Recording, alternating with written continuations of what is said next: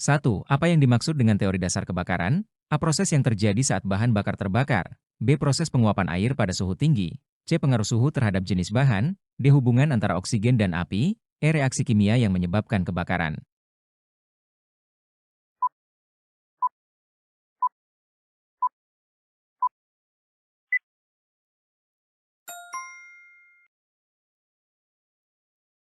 Teori dasar kebakaran merujuk pada proses yang terjadi saat bahan bakar terbakar. Jadi, jawaban yang tepat adalah proses yang terjadi saat bahan bakar terbakar. Teori ini seringkali dijelaskan dengan menggunakan segitiga kebakaran yang mencakup 3 elemen penting: bahan bakar, oksigen, dan panas. Ketiga elemen ini harus ada untuk terjadinya kebakaran. 2. Salah satu penyebab utama kebakaran adalah A. Keterbatasan oksigen di suatu area. B. Kecerobohan dalam penggunaan api. C. Kualitas material bangunan. D. Cuaca ekstrim. E. Kurangnya pemeliharaan alat pemadam.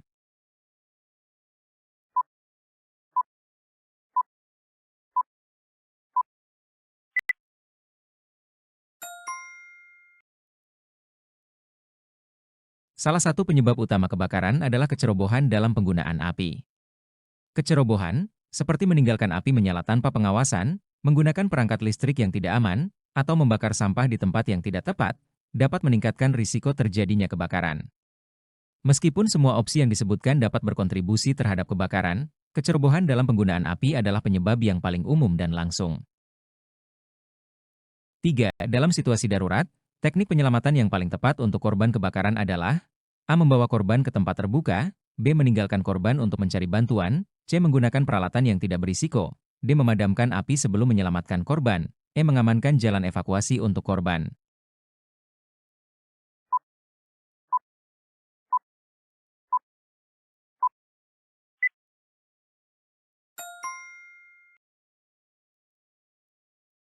Dalam situasi darurat kebakaran, teknik penyelamatan yang paling tepat untuk korban adalah mengamankan jalan evakuasi untuk korban.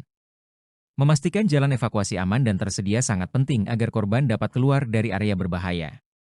Setelah jalan evakuasi diamankan, baru kemudian dapat melakukan penyelamatan terhadap korban jika aman untuk melakukannya. Prioritas utama adalah keselamatan semua orang yang terlibat. 4. Kesemaptaan fisik sangat penting bagi petugas pemadam kebakaran karena A. Meningkatkan daya tahan tubuh. B. Memudahkan penggunaan peralatan. C. Memungkinkan manuver cepat dalam situasi darurat. D. Mengurangi risiko cedera. E. Mempercepat proses pemadaman.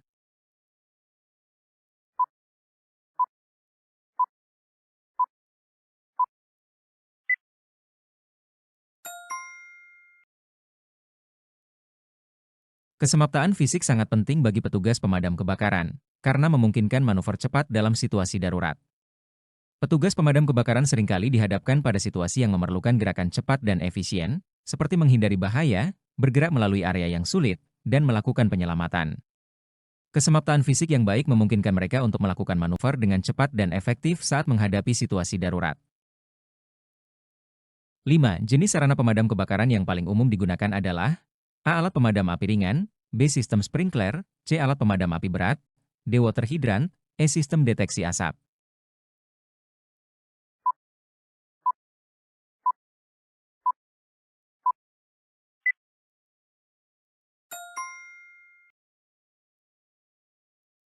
Jenis sarana pemadam kebakaran yang paling umum digunakan adalah alat pemadam api ringan.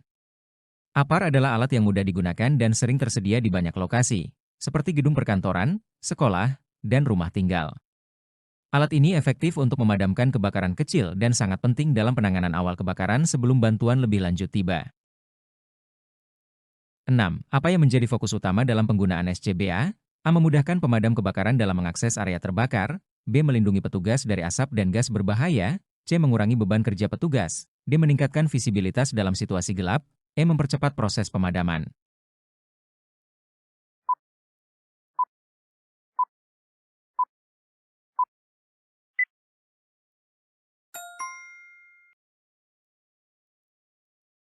Fokus utama dalam penggunaan SCBA adalah melindungi petugas dari asap dan gas berbahaya. SCBA dirancang untuk memberikan pasokan udara bersih kepada petugas pemadam kebakaran yang bekerja di lingkungan berbahaya, seperti area yang penuh asap, gas beracun, atau kurangnya oksigen. Dengan menggunakan SCBA, Petugas dapat melindungi diri mereka dari dampak negatif yang disebabkan oleh asap dan gas berbahaya saat melakukan tugas penyelamatan dan pemadaman. 7. Peraturan yang mengatur tentang pemadam kebakaran adalah A. Lampiran UU 23 tahun 2014, B. Permendagri 114 tahun 2018, C. Permenpan RB No 16 tahun 2019, D. Permen PU No 26 tahun 2008, E. Permendagri 122 tahun 2018.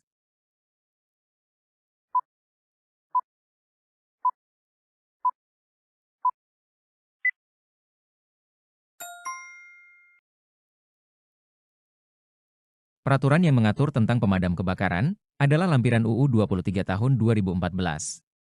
Undang-Undang Nomor 23 Tahun 2014 tentang Pemerintahan Daerah mencakup ketentuan terkait penanganan kebakaran dan perlindungan masyarakat, termasuk pembentukan dan pengelolaan badan pemadam kebakaran di daerah. Lampiran dari UU ini memberikan kerangka hukum untuk pengaturan pemadam kebakaran di Indonesia.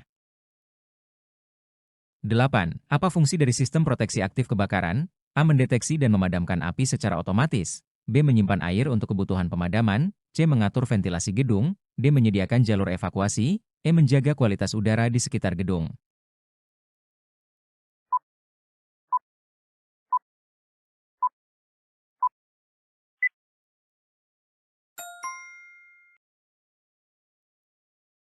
Fungsi dari sistem proteksi aktif kebakaran adalah mendeteksi dan memadamkan api secara otomatis.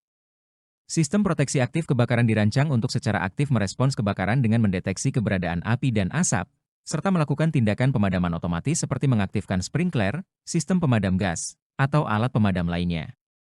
Sistem ini berfungsi untuk mengurangi dampak kebakaran dan melindungi penghuni serta properti. 9. Dalam menghadapi situasi kebakaran yang kompleks, petugas pemadam kebakaran harus mampu mengidentifikasi dan menerapkan berbagai strategi keselamatan. Dari pernyataan berikut, manakah yang paling tepat untuk memastikan keselamatan diri dan tim saat beroperasi di lokasi kebakaran? A. Menggunakan alat pemadam api dengan cara yang tidak sesuai petunjuk, karena dianggap lebih cepat. B. Mengabaikan protokol komunikasi saat bekerja dalam tim untuk menghindari kebisingan. C. Menggunakan alat pelindung diri yang sesuai dan mematuhi prosedur keamanan yang telah ditetapkan. D. Berfokus hanya pada pemadaman api tanpa memperhatikan kondisi lingkungan. Sekitar, E. Melakukan pendekatan langsung ke sumber api tanpa melakukan penilaian risiko terlebih dahulu.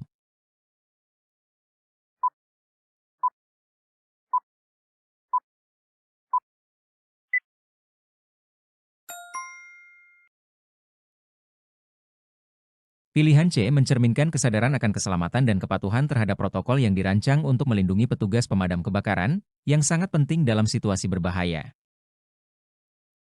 10. Pada situasi kebakaran, teknik pemadaman yang paling tepat adalah A. Memadamkan dengan air, B. Menggunakan bahan kimia, C. Menggunakan pasir, D. Menggunakan alat pemadam api portabel, E. Menggunakan sistem sprinkler.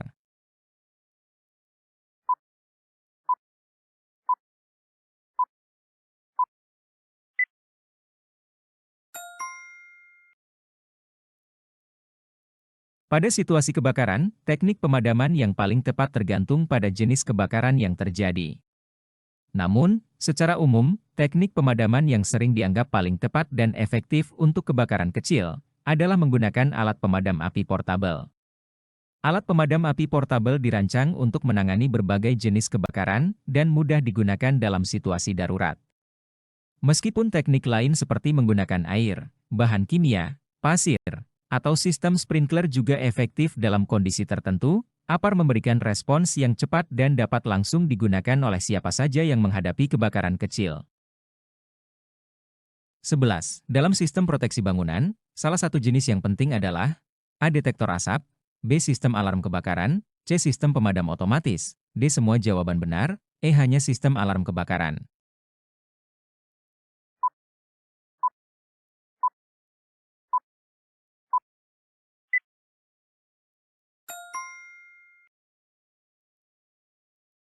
Semua pilihan yang disebutkan, detektor asap, sistem alarm kebakaran, dan sistem pemadam otomatis, merupakan komponen penting dalam sistem proteksi kebakaran. Detektor asap berfungsi untuk mendeteksi asap dan mengeluarkan sinyal peringatan, sistem alarm kebakaran memberitahu penghuni bangunan tentang adanya kebakaran, dan sistem pemadam otomatis berfungsi untuk memadamkan api secara langsung. Kombinasi dari ketiga sistem ini sangat penting untuk meningkatkan keselamatan bangunan dan penghuninya. 12. Sebuah gedung bertingkat tinggi mengalami kebakaran yang cepat menyebar di lantai atas. Dalam situasi ini, petugas pemadam kebakaran harus memilih prioritas utama dalam merespons situasi ini. Apa yang seharusnya menjadi fokus utama mereka? A. Menggunakan air dari selang untuk memadamkan api segera. B. Mengamankan evakuasi penghuni sebelum memadamkan api. C. Mengisolasi area kebakaran dengan menutup semua pintu dan jendela. D. Menghubungi media untuk pemberitahuan publik tentang kebakaran.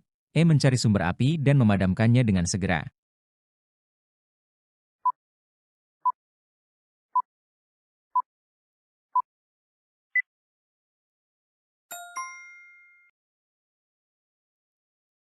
Prioritas utama dalam situasi kebakaran adalah keselamatan manusia. Mengamankan evakuasi penghuni gedung adalah langkah yang paling penting sebelum memadamkan api. Sementara pemadaman api penting, keselamatan jiwa harus menjadi prioritas utama untuk mencegah korban jiwa. Setelah evakuasi aman, barulah petugas dapat fokus pada pemadaman api. 13. Ketika menghadapi kebakaran di gedung bertingkat, langkah pertama yang harus diambil adalah A. Memanggil pemadam kebakaran. B. Mencari jalan keluar. C. Menggunakan alat pemadam api. D. Melindungi diri dari asap. E. Menyediakan jalan evakuasi.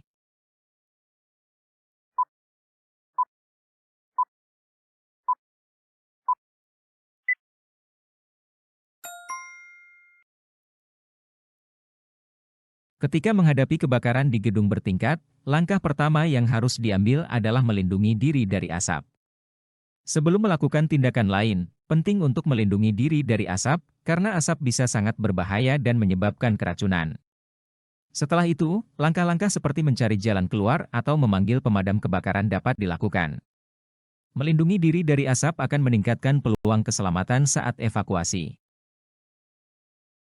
14. Proses pemadaman kebakaran dengan menggunakan sistem sprinkler adalah A. Mengeluarkan air dari pipa dengan tekanan tinggi. B. Menggunakan alat pemadam api portabel. C. Menerapkan metode manual. D. Menyemprotkan air ke area yang terbakar. E. Mengalirkan air ke dalam pipa pemadam.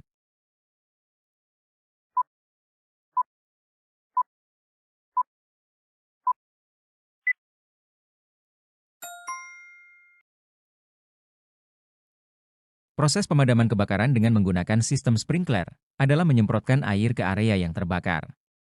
Sistem sprinkler bekerja secara otomatis dengan mendeteksi panas dari api dan menyemprotkan air ke area yang terbakar untuk memadamkan api.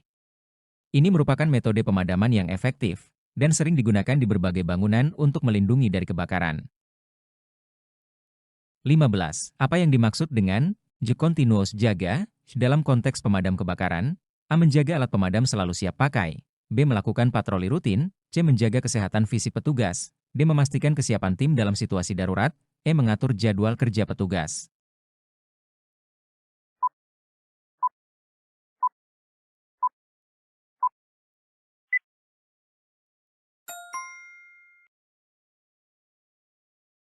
Dalam konteks pemadam kebakaran, continuous jaga berarti memastikan kesiapan tim dalam situasi darurat.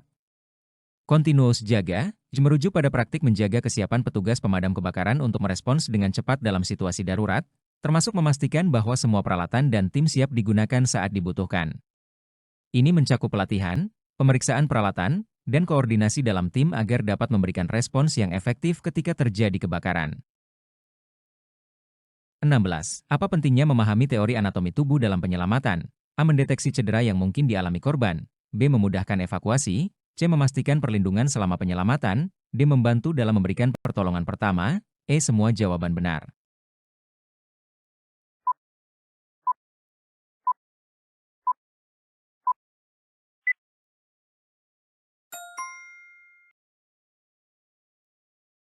Memahami teori anatomi tubuh sangat penting dalam penyelamatan, karena membantu dalam mendeteksi cedera, memudahkan evakuasi, memastikan perlindungan selama penyelamatan, dan memberikan pertolongan pertama yang tepat.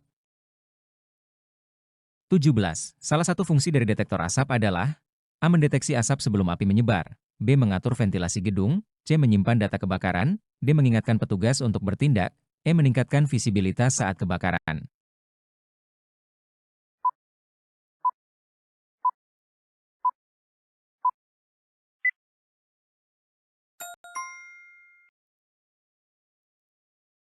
Salah satu fungsi dari detektor asap adalah mendeteksi asap sebelum api menyebar. Detektor asap dirancang untuk mendeteksi keberadaan asap di udara, yang merupakan tanda awal adanya kebakaran. Dengan mendeteksi asap lebih awal, detektor ini dapat memberikan peringatan dini kepada penghuni bangunan, memungkinkan mereka untuk mengambil tindakan yang tepat sebelum api menyebar lebih jauh. 18. Dalam upaya pemadaman kebakaran yang melibatkan bahan kimia berbahaya, petugas pemadam kebakaran harus mempertimbangkan beberapa strategi. Apa yang harus menjadi pertimbangan utama petugas sebelum memilih metode pemadaman? A. Tipe bahan bakar yang terbakar dan cara pemadaman yang umum digunakan. B. Lokasi terdekat untuk mendapatkan air dan peralatan. C. Potensi dampak lingkungan dari metode pemadaman yang akan digunakan. D. Semua faktor yang mempengaruhi keamanan dan efektivitas pemadaman. E. Kecepatan pemadaman dibandingkan dengan upaya penyelamatan.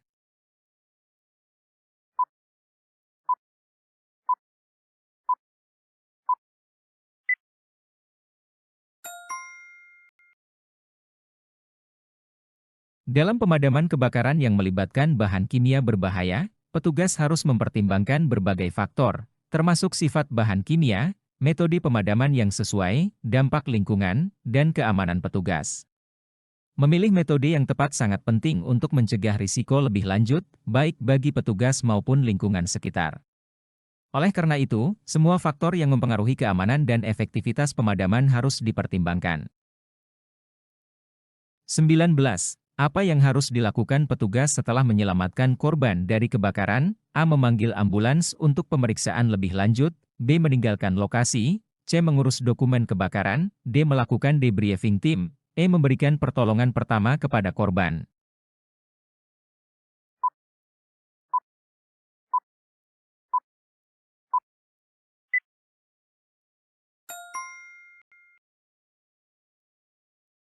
Yang harus dilakukan petugas setelah menyelamatkan korban dari kebakaran adalah memberikan pertolongan pertama kepada korban.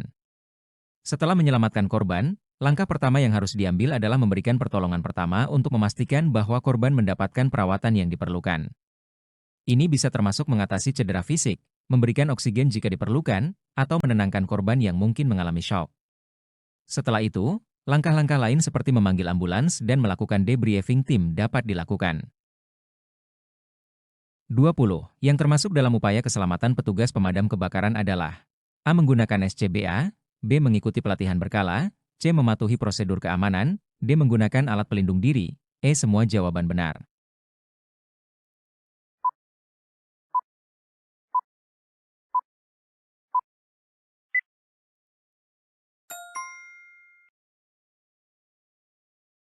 Semua pilihan yang disebutkan, menggunakan SCBA, mengikuti pelatihan berkala, mematuhi prosedur keamanan, dan menggunakan alat pelindung diri, merupakan bagian penting dari upaya untuk menjaga keselamatan petugas pemadam kebakaran saat bertugas.